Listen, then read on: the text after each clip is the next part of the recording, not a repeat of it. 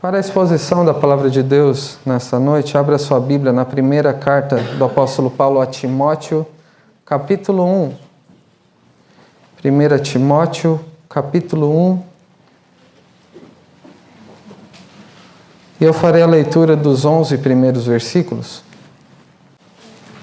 Atentemos para a palavra do Senhor nestes 11 primeiros versículos, mas de modo especial dos versículos 3 ao 7, que será o texto dessa noite. Leremos um pouco antes, um pouco depois por causa do contexto, mas os versículos 3 ao 7 será o texto da nossa meditação nessa noite. Diz assim a palavra do Senhor: Paulo, apóstolo de Cristo Jesus, pelo mandato de Deus, nosso Salvador, e de Cristo Jesus, nossa esperança, a Timóteo, verdadeiro filho na fé. Graça, misericórdia e paz da parte de Deus Pai e de Cristo Jesus, nosso Senhor. Quando eu estava de viagem rumo da Macedônia, te roguei permanecesses ainda em Éfeso, para admoestares a certas pessoas, a fim de que não ensinem outra doutrina, nem se ocupem com fábulas e genealogias sem fim, que antes promovem discussões do que o serviço de Deus na fé. Ora, o intuito da presente admoestação visa ao amor que procede de coração puro e de consciência boa e de fé sem hipocrisia. Desviando-se algumas pessoas destas coisas, perderam-se em loquacidade frívola, pretendendo passar por mestres da lei, não compreendendo todavia nem o que dizem, nem os assuntos sobre os quais fazem ousadas asseverações. Sabemos, porém, que a lei é boa, se alguém dela se utiliza de modo legítimo, tendo em vista que não se promulga lei para quem é justo, mas para transgressores e rebeldes, irreverentes e pecadores, ímpios e profanos, parricidas e matricidas, homicidas, impuros, sodomitas, raptores de homens, mentirosos, perjuros, e para tudo quanto se opõe à sã doutrina, segundo o evangelho da glória do Deus bendito, do qual fui encarregado. Vamos orar mais uma vez? Bondoso Deus, obrigado porque podemos, neste momento de culto ao Senhor, abrir a Tua palavra para ouvirmos a Sua voz. Que o Senhor seja propício a nós, pecadores, e que abra os nossos olhos para que possamos ver aquilo que o Senhor quer que vejamos neste texto. Que o Senhor abra os nossos ouvidos para que possamos ouvir o que o Senhor tem a nos dizer através dessa porção da Tua palavra e o que tem a ver conosco. Isso que consideraremos nessa noite. Que o Senhor abra o nosso coração para que recebamos de um modo frutífero a Tua palavra e que sejamos cada vez mais conformados ao Senhor Jesus de modo a que Te glorifiquemos. Que o Senhor conceda a Tua graça sobre a Tua igreja, neste propósito de, considerando as epístolas pastorais, pensarmos um pouco sobre como a igreja deve ser, como devemos viver como igreja do Senhor, neste bairro, no mundo em que nós vivemos. Que o Senhor fale conosco apesar da nossa própria limitação, da nossa incapacidade natural, mas através do Teu Espírito que habita e opera em nós, que vejamos com clareza e sejamos transformados através da Tua palavra. É isso que nós rogamos no nome santo de Jesus. Amém. Meus irmãos, na última oportunidade começamos uma série de exposições nas epístolas pastorais e hoje é a segunda mensagem nessa série. Essa série pastorais nós intitulamos por Como a Igreja Deve Ser. Há 2 semanas vimos a saudação, esses 2 primeiros versículos que acabamos de lê-los novamente, em que vemos o remetente que é o apóstolo Paulo, alguém escolhido, alguém separado, chamado e comissionado pelo próprio Deus para levar o evangelho aos gentios, como consideramos. e ele, por mandato de Deus, o Deus que salva pecadores, e do Senhor Jesus, que ele teve um encontro fora de tempo, mas que de fato era um apóstolo do Senhor Jesus, ele aprendeu a ter esperança no retorno de Cristo e consideramos isso. Por isso, vimos o porquê devemos considerar com muita atenção essa mensagem, porque é Deus que fala através da sua palavra. Vimos também o destinatário, o jovem pastor Timóteo, que era um verdadeiro filho na fé. E o vínculo que uniu o apóstolo Paulo e Timóteo era a mesma fé, assim como nós, mesmo sendo diferentes, temos este elo que nos une a mesma fé, o mesmo amor pelo Senhor. E vimos também o desejo do apóstolo Paulo para com Timóteo e para com a igreja de Éfeso. E na última exposição, nós vimos que deve ser a nossa oração também. Nós carecemos da graça, da misericórdia e da paz de Deus para que nós sejamos aquilo mesmo que Deus quer que sejamos, dependemos totalmente dele. Os 2 primeiros versículos foram, então, a saudação. E a partir do 3º versículo nós vemos o início das instruções que o apóstolo Paulo tem ao jovem Timóteo. Vimos como é rica e profunda essa saudação dos 2 primeiros versículos. Mas no versículo 3º, aquilo que foi fundamentado com esta tão bela e rica saudação, nós vemos, a partir do versículo 3, o apóstolo Paulo começar a desenvolver o que é o tema da carta. O versículo 15 do capítulo 3, nós vemos declarado aquilo que se entende como o tema da carta. O apóstolo Paulo dizendo que para que se eu tardar, fique ciente de como se deve proceder na casa de Deus, que é a igreja do Deus vivo, coluna e baluarte da verdade. E por isso intitulamos essa série por Como a Igreja Deve Ser. Como se deve proceder na casa de Deus. O que Deus requer de nós como igreja que pertence a Ele. Como que o apóstolo Paulo começa a sua instrução sobre o que a igreja deve ser? O que ele prioriza naquilo que ele escolhe em primeiro lugar para ser uma demonstração de qual é a vontade de Deus para a igreja? Se você escrevesse algo a alguém sobre qual é a coisa mais importante, o que é mais importante na vida da igreja, ou quais são as coisas mais importantes que toda a igreja deve ter, com o que devemos nos preocupar? O que viria primeiro na sua lista de prioridades do que devemos encontrar numa igreja segundo a vontade de Deus? Talvez alguns mencionariam a comunhão, o amor mútuo. Outros falariam, devemos ter um amor pelas almas perdidas, uma genuína preocupação com evangelização. Alguns teriam a expectativa de que para a adoração a Deus devemos ter um belo grupo musical ou um belo coral. Outros têm a expectativa de que a igreja tenha uma boa estrutura para que os filhos sejam orientados nos caminhos do Senhor. Alguns podem se lembrar sobre a necessidade da comunidade, talvez com projetos sociais de ajuda àqueles que são menos favorecidos. Mas o apóstolo Paulo, ainda que em outros momentos ele trate sobre essas questões, quase todas que nós mencionamos aqui, o apóstolo Paulo ele tem uma outra prioridade. Pensando no que a igreja deve ser, qual é a prioridade que o apóstolo Paulo demonstra? O que deve ser a nossa primeira preocupação sobre o que Deus requer de nós como igreja é uma doutrina verdadeira. Esta é a primeira preocupação do apóstolo Paulo. No primeiro capítulo ele trata sobre a prioridade na vida da igreja, que é uma doutrina verdadeira. Na língua grega, a ordem das palavras muda um pouco, como de um idioma para o outro, muitas vezes a ordem das palavras muda. Isso é natural.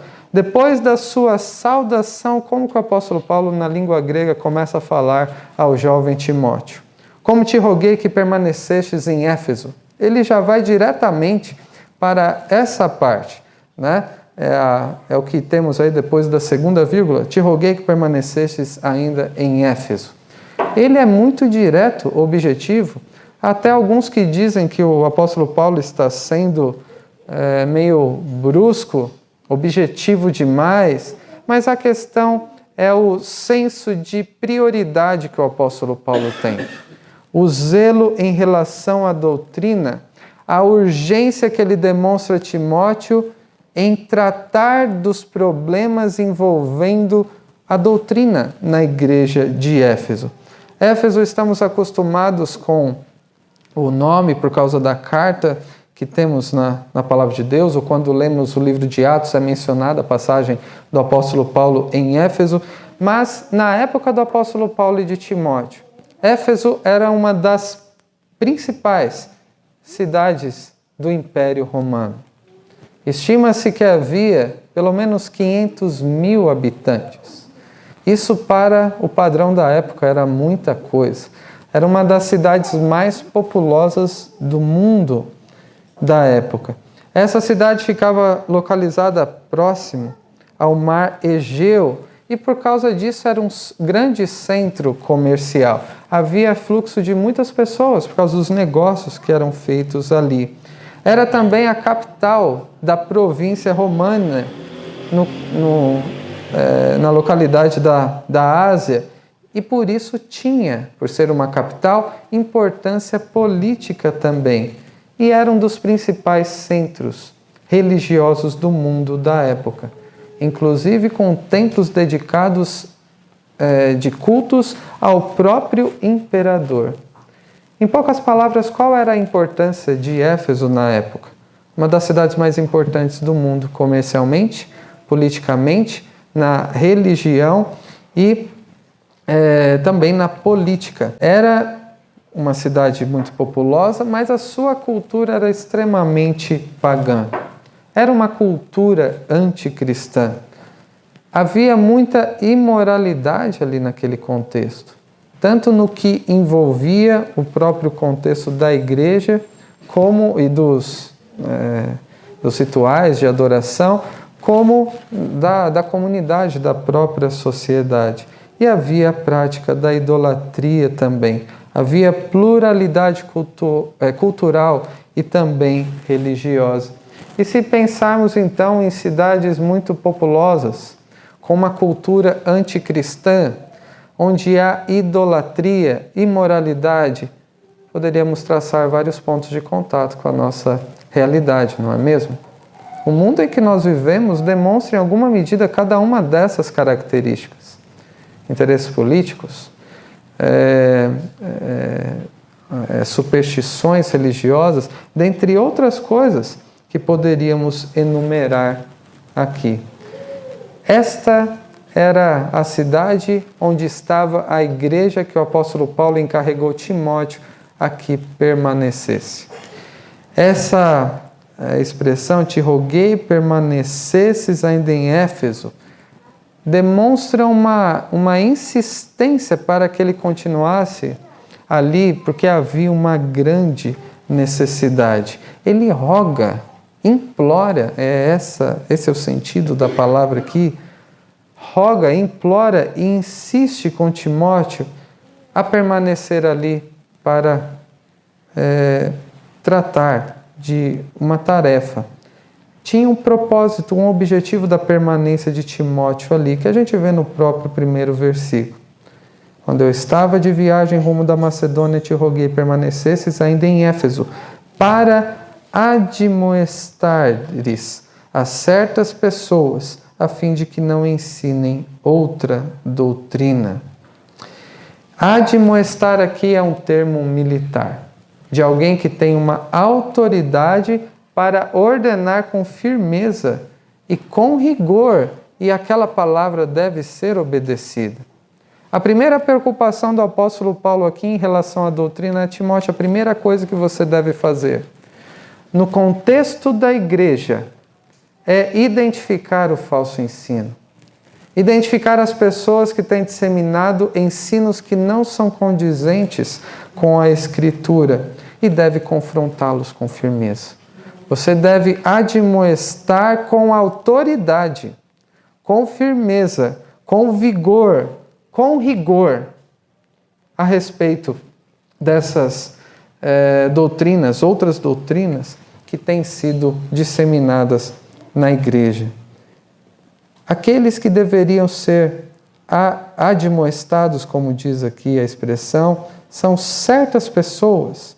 E parece um pouco genérico, né? Nebuloso, mas Timóteo sabia de quem o apóstolo Paulo estava falando. Mais à frente vemos o apóstolo Paulo nomeando pessoas que inclusive foram excluídas do contexto da igreja. Essas pessoas eram, entendemos, líderes que estavam no meio da igreja. O apóstolo Paulo não está apenas alertando para influências externas, ele está falando de uma realidade interna à própria igreja. Olha os versículos 6 e 7 comigo. Desviando-se algumas pessoas destas coisas, perderam-se em loucacidade frívola, pretendendo passar por mestres da lei, não compreendendo todavia nem o que dizem, nem os assuntos sobre os quais fazem ousadas asseverações.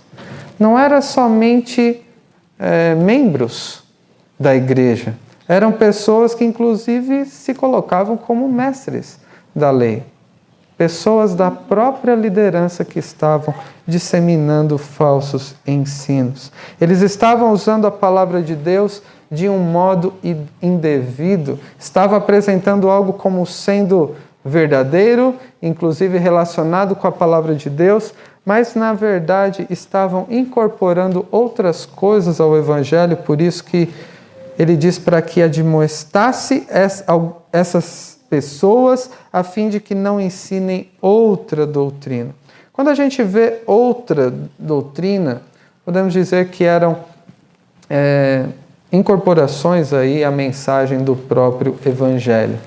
Nós vemos no versículo 4, nem se ocupem com fábulas, genealogias sem fim, que antes promovem discussões do que o serviço de Deus na fé. Então, estas pessoas, ao procurarem se colocar como mestres da lei, então, o que estavam ensinando supostamente? A palavra de Deus. Junto com o ensino da palavra de Deus, colocavam outra doutrina junto. O apóstolo Paulo chama aqui de fábulas e genealogias sem fim, que são uma coisa só. O que seria isso? Fábulas entendemos como sendo lendas judaicas e profanas. Eles tinham uma perspectiva, uma leitura, uma interpretação do Antigo Testamento em que se distorcia o propósito de Deus ao revelar o Antigo Testamento. Nós temos isso, inclusive, no nosso curso, que a palavra de Deus deve ser bem interpretada e devemos compreender qual foi a intenção de Deus ao revelar determinado tipo de passagem. Não devemos atribuir ao texto um significado.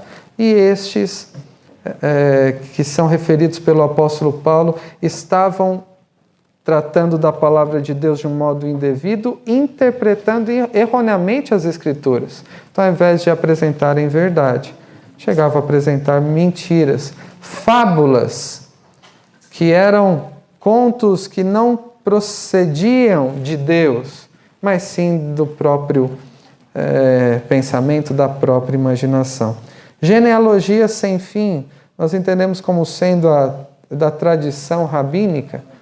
Desde os tempos do Antigo Testamento, então, eles foram desenvolvendo lendas judaicas e tradições dos rabinos e usavam isso para ensinar as pessoas. Isso fazia com que se afastassem do verdadeiro Evangelho.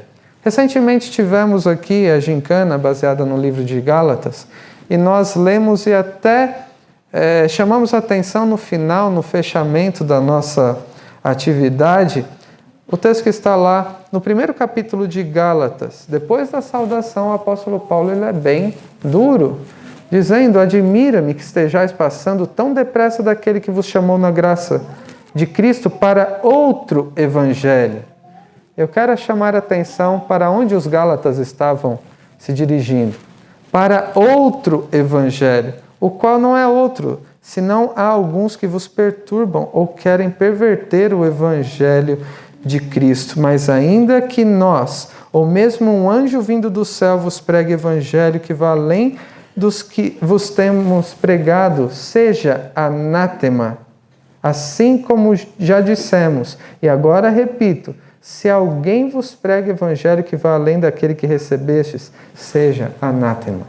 Olha a seriedade com que o apóstolo Paulo trata aqueles que estão substituindo o verdadeiro evangelho, substituindo a suficiência de Cristo para a salvação por um outro evangelho que ele chama aqui, alguma coisa estranha. Quer dizer que além de Cristo nós precisamos de determinados tipos de coisa para sermos salvos. O apóstolo Paulo demonstra essa preocupação com a doutrina, com a sã doutrina, com a pureza da fé em outros momentos. Mas na primeira carta de Timóteo, lá no capítulo 4, nós vemos também uma explicação desta preocupação. 1 Timóteo 4, versículo 1 diz: ora, o Espírito afirma expressamente que nos últimos tempos alguns apostatarão da fé, por obedecerem a espíritos enganadores e a ensinos de demônios, pela hipocrisia dos que falam mentiras e têm cauterizada a própria consciência, que proíbem o casamento e exigem a abstinência de alimentos que Deus criou para serem recebidos com ações de graças pelos fiéis e por quantos conhecem plenamente a verdade. Nos últimos tempos, nos tempos em que nós vivemos, Timóteo já vivia esse tempo. Nós vivemos nesses últimos tempos também. Há um espírito enganador, há oposição à mensagem do Evangelho, há hipocrisia, disseminação de mentiras por aqueles que não têm a mente transformada, purificada pela palavra de Deus e pelo Espírito de Deus, mas que têm a consciência não boa, mas má, cauterizada, e que junto com a apresentação do ensino bíblico ficam inventando coisas, como aqui no versículo 3 diz, a proibição de casamento, ou a proibição de se comer determinados tipos de alimento. Então, além de contarem lendas, além de unirem a tradição humana à própria palavra de Deus, à própria lei, eles também colocavam regras, cercando assim a mensagem bíblica e se afastando do seu propósito. No livro de Atos ainda, só para entendermos melhor essa preocupação do apóstolo Paulo, no capítulo 20, o apóstolo Paulo ele se dirige aos presbíteros de Éfeso. E isso aconteceu um período, alguns anos antes dele ter escrito, provavelmente essa primeira carta a Timóteo. E lá no versículo 28, para quem quer acompanhar a leitura do capítulo 20 de Atos, nós lemos o que ele diz aos presbíteros de Éfeso: atendei por vós e por todo o rebanho sobre o qual o Espírito Santo vos constituiu bispos para pastoreardes a igreja de Deus, a qual ele comprou com seu próprio sangue. Eu sei que depois da minha partida entre vós penetrarão lobos vorazes, que não pouparão o rebanho, e que dentre vós mesmos... Com quem que ele está falando? Com os presbíteros. E dentre vós mesmos se levantarão homens, falando coisas pervertidas, para arrastar os discípulos atrás deles.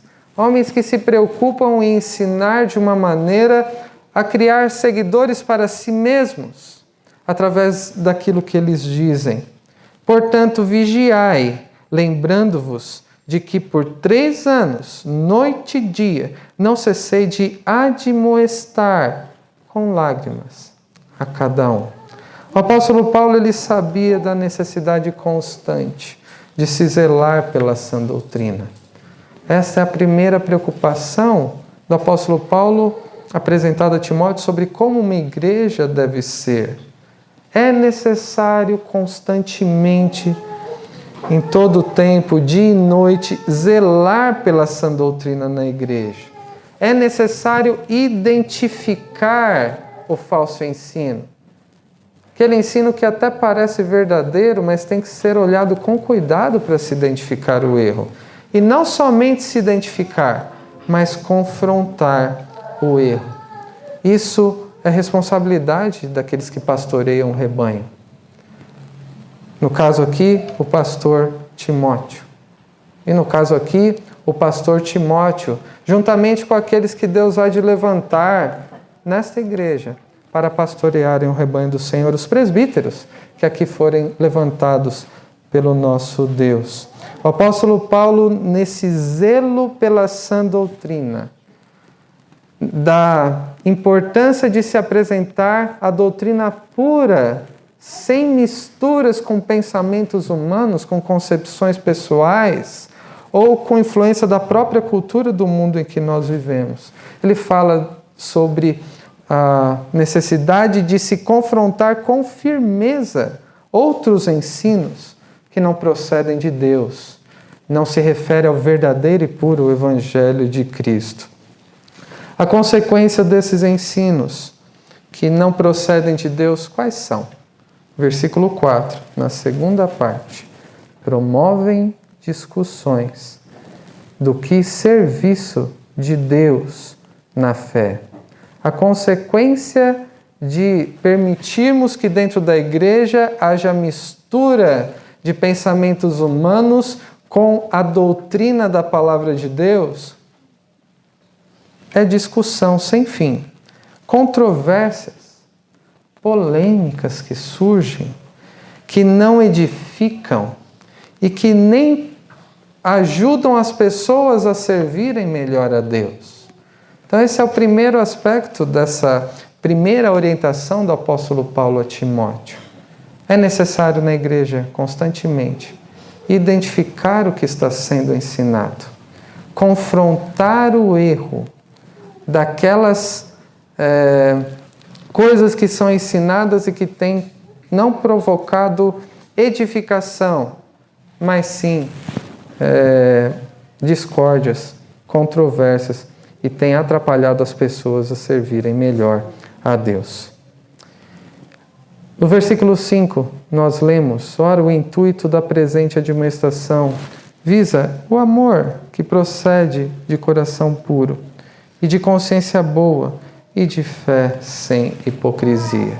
Depois de falar nos versículos 3 e 4, e também considerando o que é dito no 6 e no 7, sobre a necessidade de se identificar o ensino que é falso, e de se confrontar firmemente com toda a autoridade da palavra de Deus, aquilo que não procede de Deus.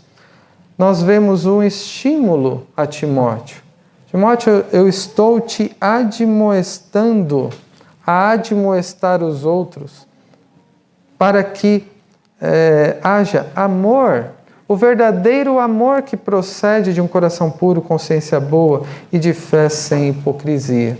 Como dissemos, o falso ensino não edifica. Muitas vezes, alguns procuram demonstrar o conhecimento que têm de algo relacionado à teologia, mas só causa discussão.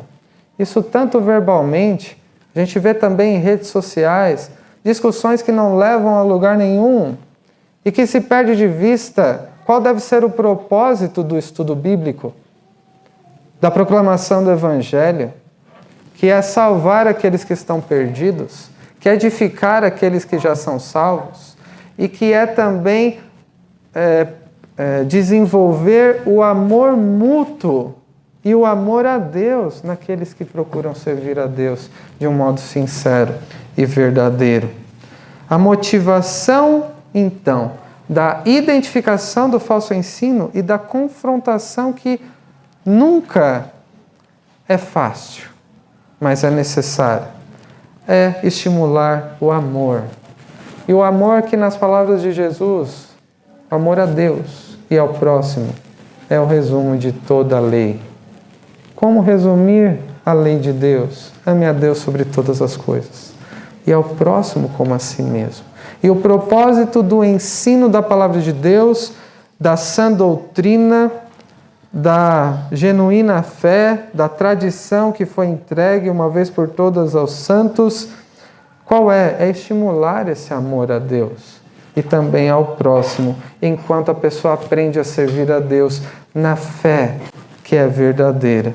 E é dever do ministro, é dever daqueles que pastoreiam o rebanho do Senhor, não demonstrar conhecimento meramente, muitas vezes de um modo orgulhoso, arrogante, mas o propósito daqueles que se afadigam, daqueles que devem se dedicar no ensino da palavra de Deus, é uma maneira em que Deus conceda a graça, de um modo que a pessoa aprenda a amar mais a Deus, porque Deus o amou primeiro, e aprenda a amar o seu próximo, como Deus primeiramente nos amou, e que a igreja caminhe junto na unidade da fé, tendo um único objetivo, um único propósito, que é ser aquilo que Deus requer de nós. Quando o apóstolo Paulo fala sobre a administração visa o amor, esse amor que procede da graça de Deus e que transforma o pecador, este amor só pode proceder daquele que tem um coração puro, daquele que não tem uma consciência cauterizada, como vimos no outro texto, mas daquele que tem uma consciência boa, não daquele que declara a sua fé, mas que tem verdadeiramente uma fé sem hipocrisia. Coração puro, então, aqui tem a ver com o fato de que Deus, após nos regenerar, nós, por natureza, temos um coração de pedra, e Deus, na sua graça, Ele nos concede um coração de carne. Isso faz com que nosso pensamento, nossas vontades, nossas emoções deixem gradativamente de serem centradas em nós mesmos e são voltadas para Deus. Então, eu quero pensar, quero ter na mente tudo que é agradável a Deus. A consciência de pecado, então, será diferente. O meu desejo não será por pecar, mas sim por agradar o meu Senhor. Isso que é uma consciência boa, uma consciência de pecado, discernimento para que saibamos qual é a boa, perfeita e agradável vontade de Deus, e uma fé sem hipocrisia, que, em poucas palavras, é o senso do quanto nós precisamos de Cristo, do quanto somos dependentes e devemos colocar nossa confiança nele para a salvação e também para que ele nos transforme através da sã doutrina, do ensino da sã doutrina e do Espírito que habita em nós. Em poucas palavras, como podemos ver isso que o apóstolo Paulo diz no versículo 5 e nos versículos 3 e 4 também. Qual que é a exortação que o apóstolo Paulo está dando aqui ao jovem pastor Timóteo? Na igreja de Éfeso, que em muitos sentidos se identifica com o contexto em que nós vivemos aqui, de muitas influências externas, mas também de influências internas muitas vezes. O apóstolo Paulo exorta Timóteo a zelar pela sã doutrina. Ele diz: identifique e confronte aqueles que estão ensinando outras doutrinas. Na igreja só deve haver lugar para a verdadeira doutrina que procede da palavra de Deus. E a motivação que Timóteo deveria encontrar nessa árdua tarefa, capacitado por Deus e sempre carente da graça, misericórdia e da paz de Deus, como vimos no versículo 2, seria estimular o amor a Deus e ao próximo, decorrentes do coração, consciência e da fé de um verdadeiro crente. Meus irmãos, para concluir, essa primeira orientação do apóstolo Paulo sobre a prioridade que deve haver em relação ao ensino da sã doutrina na igreja, eu quero tratar alguns aspectos aqui importantes para nós. O primeiro, em relação aos falsos ensinos na igreja. Eu e você nunca devemos nos esquecer que a igreja sempre estará sujeita ao ensino de outras doutrinas.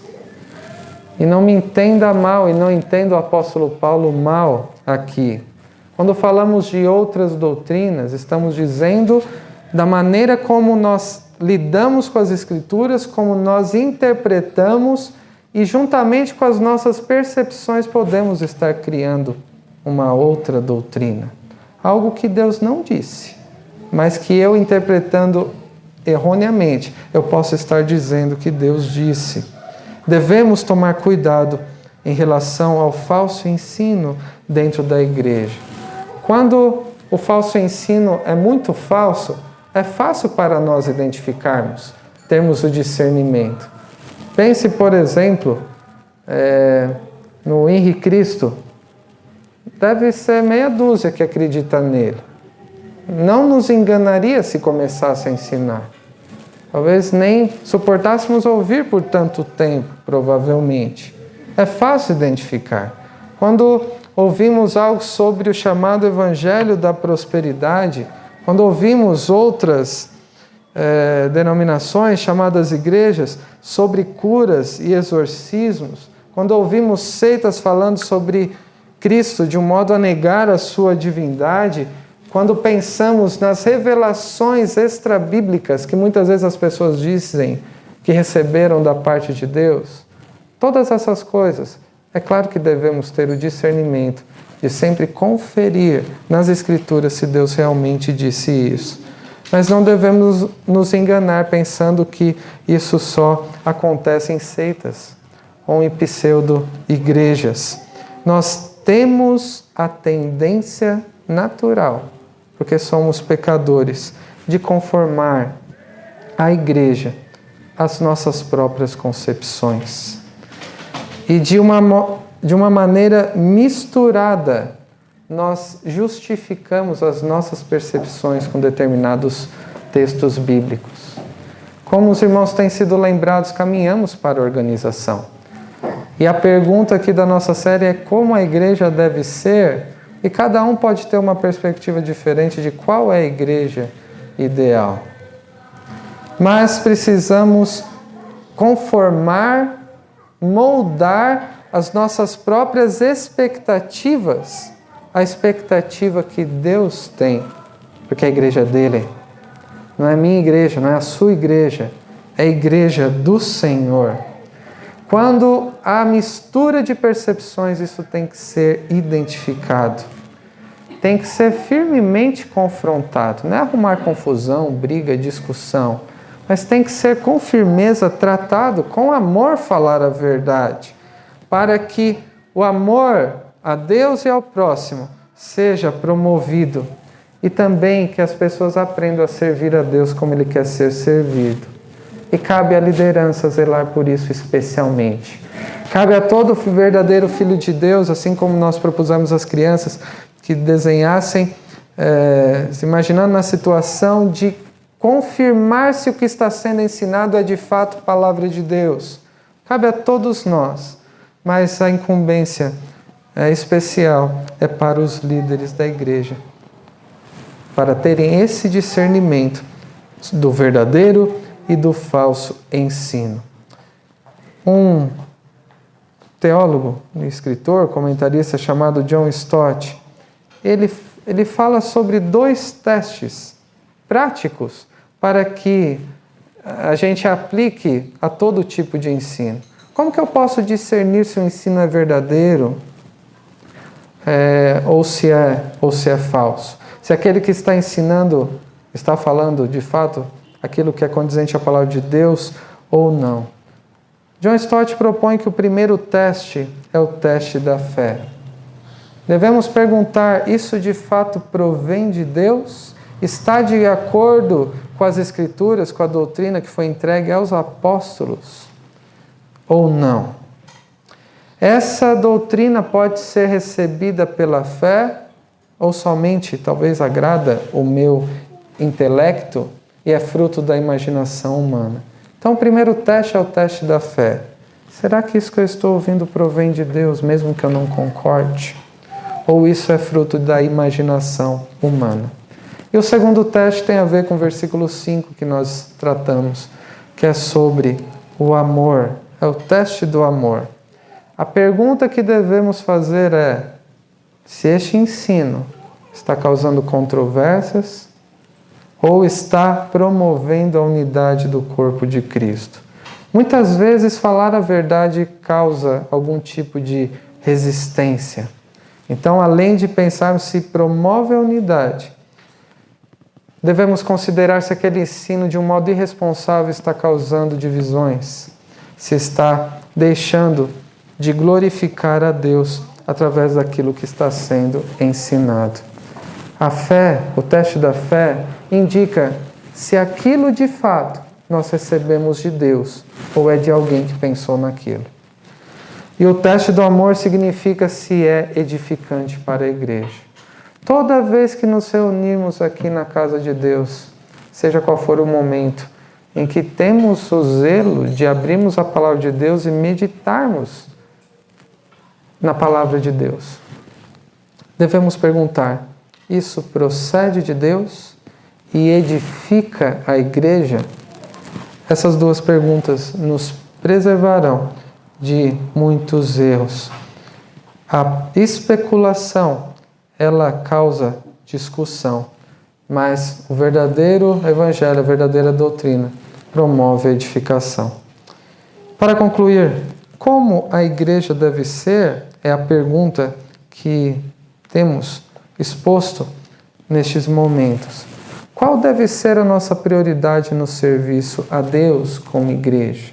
Qual é a primeira coisa que eu e você como igreja aqui no Parque Seleta devemos nos preocupar? Devemos zelar pela sã doutrina. É por isso que temos escola bíblica dominical e não abrimos mão. É por isso que a parte mais importante do culto, de uma perspectiva bíblica, é a exposição da palavra do Senhor. É por isso, quando nos reunimos nos lares, que é um momento oportuno também, para que o amor a Deus e ao próximo seja estimulado, nós ouvimos o que Deus tem a nos dizer numa devocional da palavra de Deus. É por isso que também decidimos começar um curso de teologia para que juntos aprendamos a interpretar corretamente as Escrituras. Devemos ter, acima de tudo, um zelo pela palavra de Deus, pela sã doutrina. E quando houver erros que sejam identificados e confrontados, seja através de exposições da maneira que também agrada a Deus, não é expor alguém, não é tratar de um modo leviano essa tratativa também, mas tanto através da exposição das Escrituras, como através de momentos de aconselhamentos em que devemos admoestar aqueles que estão em erro, de maneira que todos sejamos transformados segundo a vontade de Deus. Nossa oração é que Deus nos conceda cada vez mais sabedoria e discernimento sobre o ensino das Escrituras, para que tenhamos sempre, como disse o apóstolo Paulo a Timóteo, um coração puro, boa consciência e fé sincera, de maneira que juntos, unidos, edificando-nos mutuamente, sirvamos em amor o nosso Deus que nos amou primeiro e Ele que, pela sua vontade soberana, nos tornou membros da igreja verdadeira, pela qual o Senhor Jesus morreu. Que Deus nos abençoe. Amém.